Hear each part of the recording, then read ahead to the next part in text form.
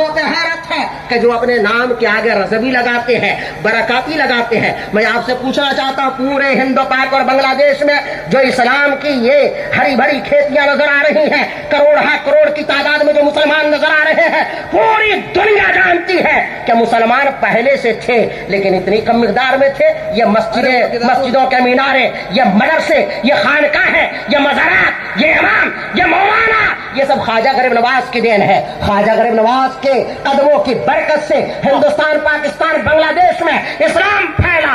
آج ڈیٹ کہاں ہے؟ انڈیا میں ہے۔ کچھوچا کہاں ہے؟ انڈیا میں ہے۔ درگاہ نظام الدین اولیاء کہاں ہے؟ انڈیا میں ہے۔ خواجہ قطب الدین بختیار کاکی کا دربار کہاں ہے؟ انڈیا میں ہے۔ مارہرا مطہرہ کے مشائخ کہاں ہے؟ انڈیا میں ہے۔ کالپی کے شہزادے کہاں ہے؟ انڈیا میں ہے۔ اور بتاؤ، ان تمام خانقاہوں کی نمائندگی کرنے والا امام احمد رضا کہاں ہے؟ ہمارے امیر کہاں ہے؟ ہمارے امام کہاں ہے؟ ہمارا مجدد کہاں ہے؟ انڈیا میں۔ لیکن وہ جو اپنے نام کے آگے برکاتی لکھتے ہیں، قادری لکھتے ہیں، مصباحی لکھتے ہیں، رضوی لکھتے ہیں، چشتی لکھتے ہیں، ان کو ایک نیا دین پروڈکٹ کیا گیا۔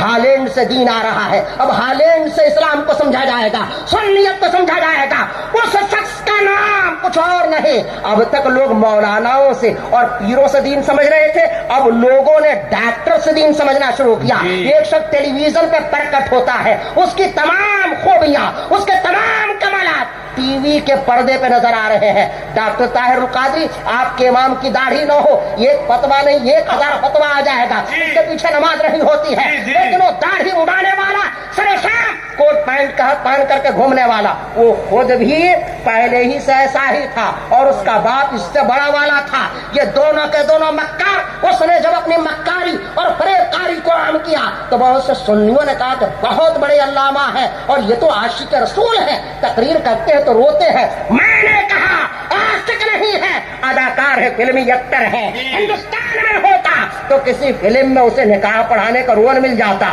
یا کوئی اسی طرح کا لیلا مجنوں ٹائپ کی کوئی پکچر بنتی، اس میں اس کو رول دیا جاتا۔ طاہر القادری کا فتنہ آیا، کوئی خانقاہ بولنے کو تیار نہیں، بلکہ بہت سے خواہ مخواہی تو طاہر القادری کی چادر میں لپٹ کر کے وہ جنت میں جانا چاہ رہے تھے۔ لیکن سنو، جب طاہر القادری نے سلح کلیت کو پھیلانا شروع کیا تو کون کھڑا ہوتا ہے؟ حضور تاج الشریعہ کھڑے ہوتے ہیں، اور اس کے خلاف جب آپ نے بیان دیا، جب آپ نے فتوا دیا، آپ نے دیکھا طاہر القادری کا حال کیا ہوا۔ طاہر القادری کہاں پہنچ گیا؟ بامبے میں آج سے تقریباً 30 سال پہلے ہمارے سنی بعض علماء نے ایک تنظیم بنائی اور اس تنظیم کا نام رکھا گیا علماء کونسل۔ کہا گیا کہ اس میں سنی بھی ہوگا، اس میں شیعہ بھی ہوگا، اس میں غیر مقلد بھی ہوگا، اس میں دیوبندی بھی ہوگا۔ تمام خانقاہیں خاموش ہیں، تمام دارالفتہ خاموش ہیں، تمام مولانا خاموش ہیں، مقرر خاموش ہیں۔ حضور تاج الشریعہ کو جب یہ بات معلوم ہوتی ہے تو آپ نے فرمایا کہ اے سنیوں،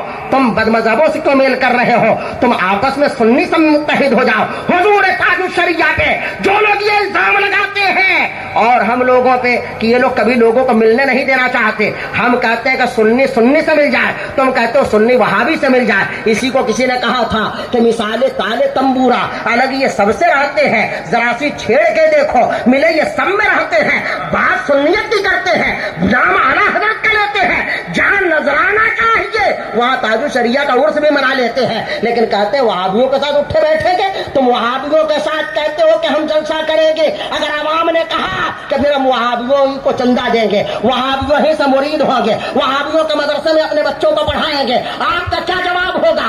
عوام کو کہتے ہو کہ وہابی سے سلام کلام حرام ہے، تم جلسوں میں جاتے ہو کیا؟ تم منہ بند کر کے جاتے ہو کیا؟ ہاتھ اپنا روک لیتے ہو کیا؟ وہاں جا کے دیوبندیوں سے ہاتھ بھی ملاتے ہو، وہابیوں کے سامنے ہاتھ باندھ کے کھڑے رہتے ہو، ان کا نام لیتے ہو، عوام کو کس منہ سے دھوکہ دو گے؟ کیسے روکو گے؟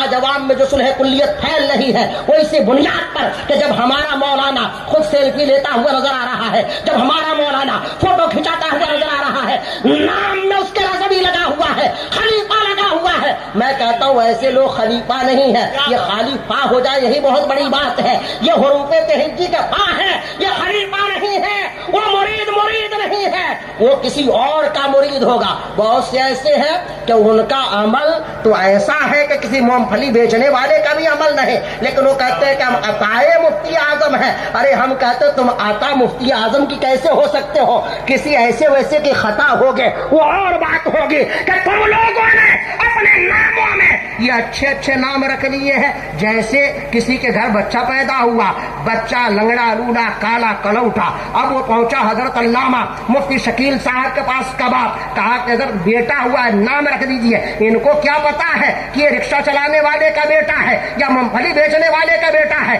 انہوں نے کہا کہ اس کا نام عالمگیر رکھ دو یا اس کا نام قمر عالم رکھ دو. اب کسی نے دیکھا, اس نے سمجھا کہ قمر عالم کا مطلب بڑا خوبصورت ہوگا, حسین و جمیل ہوگا, لیکن دیکھا تو سر سے پیر تک ایک ہی طرح نظر آ رہا تھا. اسی طرح کچھ لوگوں نے اپنا نام تو اچھا رکھ لیا ہے, کام اچھا نہیں ہے. لکھنؤ میں ایک پولیس والے نے کہا, بہت سارے ہمارے پولیس والے بھائی بیٹھے ہوئے ہیں, پولیس والوں کا بھی دل ہوتا ہے. ان ناؤ کے پولیس والے تھے, انہوں نے لکھنؤ کے مذہبی ماحول پہ تبصرہ کرتے ہوئے کہا کہ حضرت کیا بتائیں لکھنؤ کے بارے میں. کوئی لاؤ میں تھے, کہنے لگے کہ یہاں کا مذہب مسلک تو ایسا ہے کہ پوچھتی کیا ہو میرا مسلک منی, میں شیعوں میں ہوں شیعہ اور سنیوں میں سنی. یعنی بیگم نے پوچھا کہ تم شیعہ ہو تو کہا کہ شیعہ ہے, کہا کہ سنی ہو تو کہا کہ سنی ہے. یعنی جہاں جیسا وہاں ویسا. با مسلمان اللہ اللہ, بابر ہمر رام رام, یہ مسلمان کا طریقہ نہیں. صلح کلیہ کا قلعہ حضور تاج الشریعہ نے ایسا قضا کیا ہے کہ آج بھی صلح کلی حیران و پریشان ہے. اللہ تعالی حضور تاج الشریعہ کے فیض و برکات سے ہم سب کو مالا مال فرمائے, اور ان کے سچے جانشین قائد ملت آج بھی ہمارا قائد سویا نہیں ہے, بلکہ ایسا جگتا ہوا ہے کہ جس کے اوپر اعلیٰ حضرت کا فیضان جاری ہے, مفتی اعظم کا فیضان جاری ہے, وہ برکتیں جاری ہے. لاکھ لوگ کچھ بھی کہیں, لیکن دنیا جانتی ہے کہ شیر کا بیٹا شیر ہوتا ہے, شیر کا بیٹا شیر ہوتا ہے. وہ بادشاہ ہے, ان کے مقابلے میں نہ کوئی پیر ہے. یاد رکھو, اگر کوئی پیر صاحب یا سید صاحب بدعقیدگی کو پھیلائیں گے تو ہم نسب کی بنیاد پہ بدعقیدگی کو برداشت نہ کریں گے. کسی مزار سے, کسی خانقاہ سے اگر حضرت امیر معاویہ کی توہین ہوتی ہے, ابو بکر و عمر کو برا کہا جاتا ہے, ام المومنین کو برا کہا جاتا ہے, تو یاد رکھو کہ ہم نے جس طرح وہابیت کا رد کیا ہے, نیچریت کا رد کیا ہے, مودودیت کا رد کیا ہے, اسی طرح رافضیت کا رد کیا ہے. اور رافضیوں کا بھی رد کریں گے کہ جو سنیوں کی خانقاہوں میں چھپے ہوئے ہیں. میں تو کہتا ہوں کہ ائمہ اہل سنت کو چاہیے کہ آپ اپنی مسجدوں میں تقریریں کریں کہ ان مجاوروں کو ہرگز ہرگز ایک پیسہ نہ دیں. وہاں جو جانور ہیں ان جانوروں کو کھانا کھلا دیں, لیکن ان درمندے مجاوروں کو, بے نمازی مجاوروں کو, تاش کھیلنے والے مجاوروں کو, مسلکی اعلیٰ حضرت کے باقی مجاوروں کو, امیر معاویہ کو گالیاں دینے والے مجاوروں کو ایک پیسہ نہ دو. ان کے گیسٹ ہاؤس میں نہ قیام کرو, ان کے ہاتھوں سے چادر نہ چڑھواؤ, ان کے ہاتھوں سے آپ لنگر نہ کھلواؤ, اس لیے کہ تمہارے پیسوں سے یہ عیش کرنے والے مشرقی اعلیٰ حضرت کے ساتھ غداری کر رہے ہیں, مشرق کی توہین کر رہے ہیں, ہمارے بزرگوں کو غلط کہہ رہے ہیں. خواجہ غریب نواز کے دربار میں کوئی مجاور بیٹھا ہو یا کہیں اور بیٹھا ہو, اگر وہ رسول اللہ کے کسی صحابی اور چہیتے کو گالیاں دے گا تو سب خاموش رہ سکتے ہیں, بریلی خاموش نہیں رہے گا, بریلی خاموش نہیں رہے گا.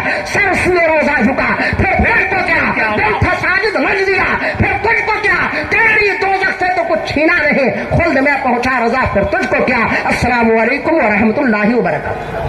سبحان اللہ, سبحان اللہ, بہت اچھا حضرت, سبحان اللہ.